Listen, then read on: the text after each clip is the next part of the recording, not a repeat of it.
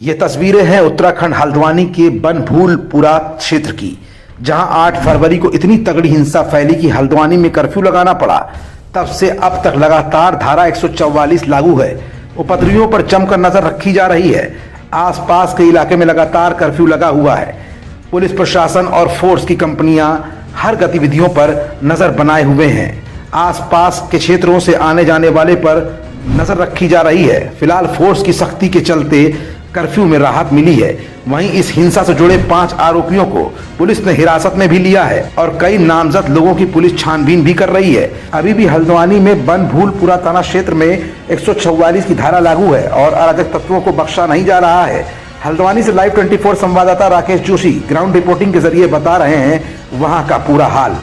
बीते 8 तारीख को उत्तराखंड के हल्द्वानी के बनभूलपुरा क्षेत्र में हुई हिंसा के बाद आज 3 दिन का समय बीत चुका है और 3 दिन के बाद भी आज कर्फ्यू लगातार जारी है। धारा 144 के साथ साथ उत्तराखंड के हल्द्वानी क्षेत्र में कर्फ्यू लगाया गया है। हालांकि जरूर कुछ राहत दी गई है, लेकिन ये अगर आप एरिया देखें तो ये गौला पुल इसको कहा जाता है और यहाँ से लगभग 100 मीटर की दूरी पर बनभूलपुरा क्षेत्र शुरू हो जाता है। और दूसरी तरफ अगर मैं कैमरामैन से थोड़ा सा कहूँ तो ये जो आप देखिए ये उत्तराखंड के हल्द्वानी का गौला पुल है और ये मुख्य द्वार भी है, यानी कि एक ये मुख्य पॉइंट है जहां से वाहनों का आवागमन होता है। यहां उत्तराखंड की जो पुलिस है, जो फोर्स है, वो पूरी तरीके से मुस्तैद है, क्योंकि लगातार पिछले 3 दिन से पूरे हल्द्वानी क्षेत्र में कर्फ्यू वो धारा 144 लगाई गई थी, जिसके बाद आज भी जो है जो वाहनों के आवागमन हो रहा है उस वाहनों से रोक कर जो उत्तराखंड के जो जवान है वो लगातार पूछताछ कर रहे हैं। लाइव 24 लगातार ग्राउंड जीरो से पल पल की अपडेट अपने दर्शकों तक पहुंचा रहा है। तो आप देखिए कि आज से 3 दिन पहले जिस प्रकार से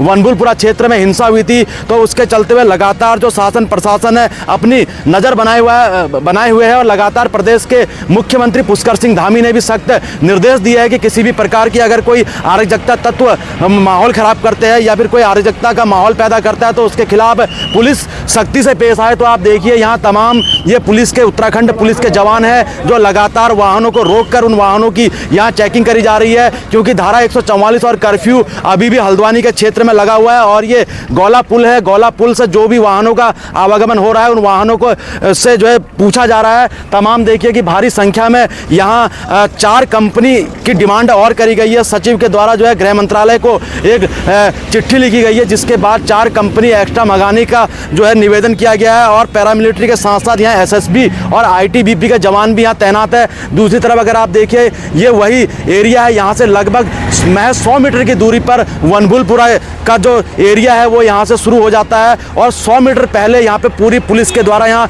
बैरिकेडेड करा गया है, ताकि किसी भी जो वाहनों को यहाँ से नहीं जाने दिया जा रहा है। सिर्फ और जो पुलिस के वाहन है या फिर जो विभाग के वाहन है उन्हीं वाहनों को यहाँ से भेजा जा रहा है। आप देखिए कि भारी संख्या में, क्योंकि ये बाईपास है और बाईपास अगर हम इस पुल की बात करें तो लगभग 6 जिलों को जोड़ता है ये पुल। यहाँ से लगभग कई जिलों के लोग यहाँ से आते जाते हैं, लेकिन कर्फ्यू है और लगातार बाईपास है, तो इस एरिया के इधर वाला जो पूरा एरिया है वो लगभग कर्फ्यू और धारा 144 की तहज अभी भी आ रहा है। तो आप देखिए यहाँ भारी संख्या में जो वाहन आ रहे हैं, चाहे वो उत्तराखंड से ही वाहन क्यों ना आ रहे हो, उन वाहनों को रोककर यहाँ उत्तराखंड के पुलिस के द्वारा लगातार उन वाहनों से चेकिंग करी जा रही है और पूछा जा रहा है। तो लगातार आप देखिए जिस तरीके से यहाँ एक हिंसा फैलाई गई थी और लगातार यहाँ जो बनभूलपुरा क्षेत्र है, बनभूलपुरा क्षेत्र में जो थाना है वो पूरी तरीके से दंगाइयों द्वारा फूंक दिया गया था, लेकिन उसके बाद जिस तरीके से आज पैरामिलिट्री वो उत्तराखंड पुलिस के जवान यहाँ लगातार मुस्तैद है। प्रॉपर एक डिप्लॉयमेंट प्लान तैयार किया गया था, प्रॉपर फोर्स की ब्रीफिंग की गई थी और नैनीताल जनपद की और उत्तराखंड पुलिस की जो उपलब्धता है उसको देखते हुए हम लोगों ने एक अच्छा खासा फोर्स डिप्लॉय किया था।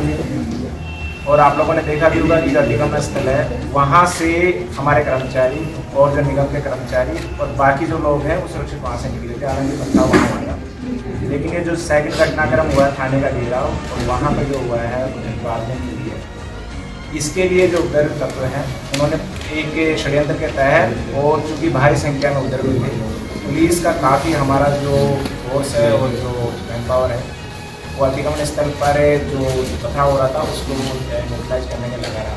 तो इस दौरान ये घटना हुई, इसके लिए भी हम लोगों ने प्रभावी कार्रवाई की और लगभग आधे घंटे में हमने अपना थाना और जो बाकी शहर है उसको कब्जे में लिया और जो डिस्ट्रिक्ट फोर्स है उसने अपने ही बलबूते अपनी जो मैन पावर थी उससे शांतिपूर्ण तरीके से कस्बे में और बनभूलपुरा में जो नियंत्रण है वो भी पाया स्थिति। फिलहाल इन तस्वीरों से ये भी साफ हो रहा है कि प्रशासन पूरी मुस्तैदी के साथ काम कर रहा है और अराजकता फैलाने वालों को उनकी सही जगह दिखाने के लिए उत्तराखंड शासन पूरी तन्मयता से लगा हुआ है। लाइव 24 के लिए उत्तराखंड हल्द्वानी से राकेश जोशी की ग्राउंड रिपोर्ट।